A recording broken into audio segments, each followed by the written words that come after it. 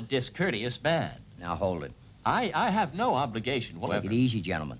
No quarreling here. Let's go on. So now, if we decide to land these men on the beach, what then? How many Cubans in Cuba do you think will join these freedom fighters? We calculate the organized resistance to be upward of 3,000. But there may be as many as 20,000 who will join in. Are those accurate figures? Judging by the request for arms drops, I think you can rely on them. Well, what I don't like now is that so many people know about a supposedly secret operation. In the meantime, do we go forward? Do we go back? What? Are we voting? This must be a cabinet decision, and this is not the cabinet. Well, I'm looking for a general consensus, I suppose. Mr. President. Senator Fulbright. I am against any involvement in... I understand that. I read your memorandum. No. I must insist, as chairman of the Senate Foreign Relations Committee, I have to tell you that we cannot morally sponsor an illegal invasion of Cuba. I suspect you're in doubt about it yourself.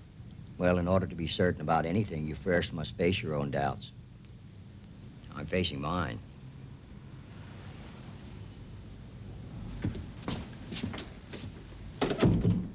We're not only new to all this, we're new to each other. You realize with me from the Senate, you, Bob, from Detroit, and you from the Rockefeller Foundation, Dean, that we are the senior members of this team? One thing that's undeniable about the new frontier. It sure is new. Yes. So, gentlemen, what do you think? Well, guerrilla operations I've been familiar with in China and Burma during the war suggest we don't stand a chance in Cuba. Why didn't you say that before, Dean? I mean, why don't you speak up at the meetings and state your views more often? I'm Secretary of State. I have a vote. One vote like all the others. Of all your advisors, I'm the most senior. I don't want my advice voted on. Informality is your style, sir. If I don't say much, it's because I'm loyal to you. I go with you, sir. Okay. Bob? I don't have much to add. My loyalty, like Dean's, is to you. You're having to support a disorganized operation. Not unlike Ford Motor Company. I was only there a week before you called me. As president. Even out of Detroit, this thing would be handled differently. We're having to rely on a bunch of guerrillas. Some of these guys are 70 years old, aren't they? Without American troops, it can't succeed. You can't succeed with them. That's my point. You're trapped. So, why did you vote for it, Bob? I'm voting for you. And we're all in this together. Just, how much do you think we have to worry about? A lot. We're talking about invasion. The decision is yours. You can go ahead or call it off, but get the timing right. You have to decide. We are worrying. I've started grinding my teeth in my sleep. It's a bad sign when I start losing enamel. Well, with what we've bitten off, it appears certain we're going to lose a lot more than just enamel. We can't get out of it. You've made a commitment that no American forces will be sent. You mustn't be shown to be a liar. I'm grinding my teeth, too. Only, if and when an invasion takes place, it just so happens I have a prior engagement in Rio. Well, some of us are luckier than others.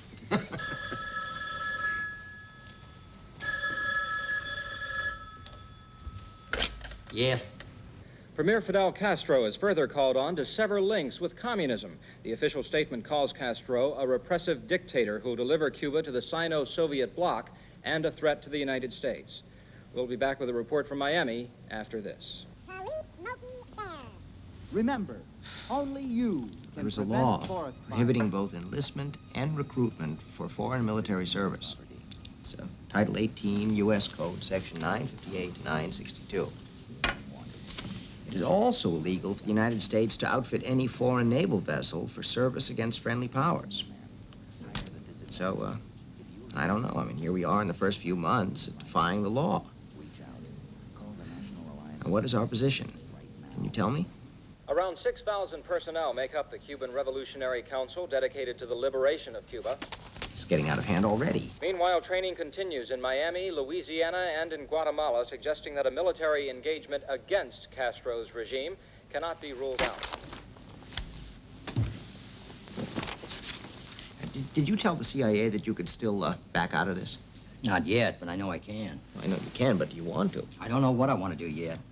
Every intelligence report I've received so far assures me we can't lose, but I have my doubts. Did you read Senator Fulbright's brief? No. Listen to this. Where is it? Yes.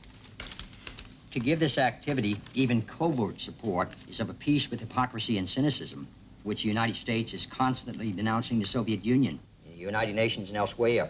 But what if we succeed? We nail Castro. What do we say to Fulbright? We all make mistakes. We assume the responsibility for public order in Cuba. In the circumstances, this would unquestionably be an endless can of worms. The Castro regime is a thorn in the flesh, but it is not a dagger in the heart. He writes well. Yes. Just make sure that you hold the CIA and the military fully responsible. See, that way you can stay above it. What's the worst that could happen? Only total war. What are you going to do? What would you do?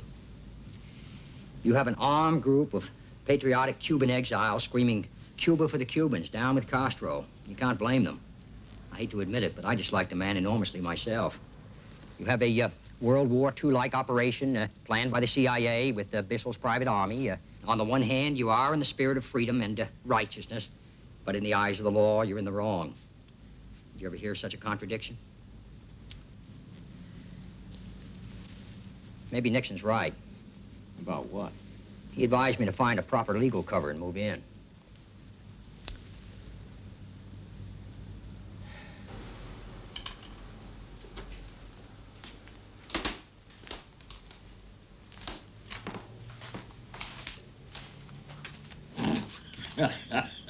Now, listen to this. Once President Eisenhower spent a full hour reviewing regulations about how Army restroom doors should open outwards and not inwards. What was that? So the soldiers could get out faster when the alarm sounded. Maybe we should do that here with the doors in the White House. Well, I'm not planning to make a quick exit, particularly from the bathroom. Well, I want you to get on it and get on it quickly and get back to me when you do. Thank you. Have you seen this, Pierre? Castro knows more about what's going on than I do. What good does it do to plan strategy if we're going to read about it in the newspapers? No one's briefing me, Pierre, no one. Well, maybe we can make a TV station. That's just what I want to avoid doing. It's incredible. I've blown it before we've even begun. I have to say that no Americans will be involved, that it's strictly a Cuban thing, and now I don't know. Well, maybe we can call this guy. No, it's too late now.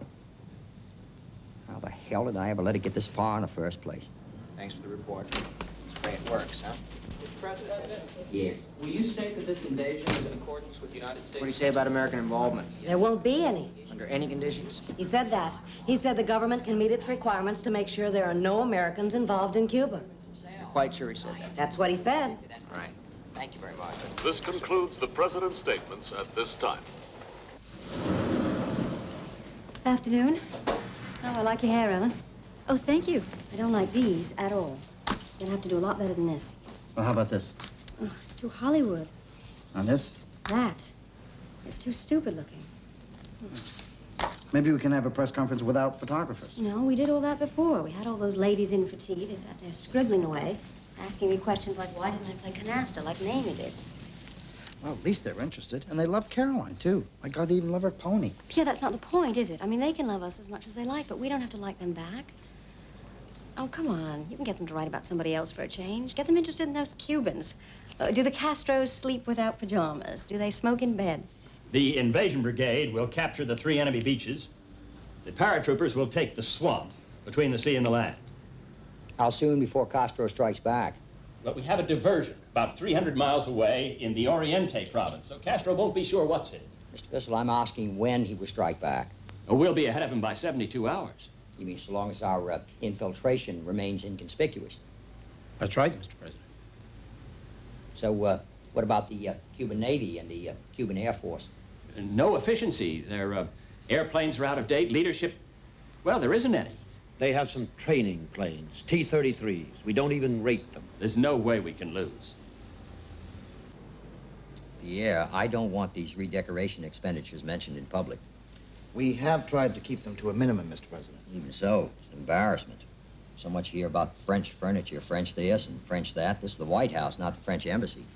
Well, Mrs. Kennedy is convincing everyone that all this is an historic undertaking.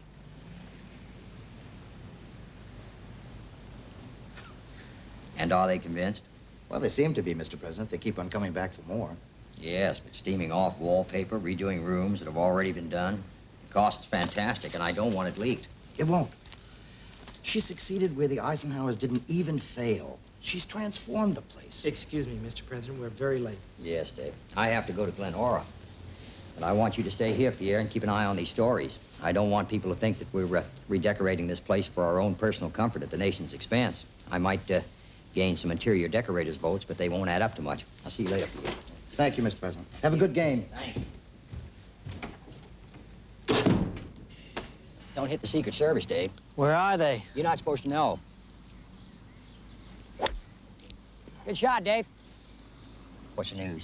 It's out of the bag. What do you mean? Cuban ambassador at the UN has accused us of invasion. Invasion? You have to call Bissell. We can't authorize a second strike. Can't have the Cubans at the UN accusing us of bombing Cubans. No. But, let's see how successful the first strike's been. Now, you want to go back to Washington? Not just yet. We'll have to carry on like normal. Not with the president playing golf. Nice, reliable old man sport. We don't want to panic anyone. Hang on a second.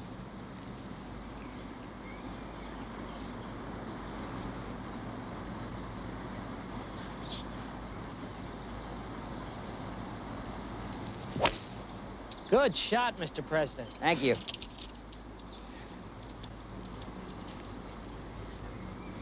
You have to go back there, Jack.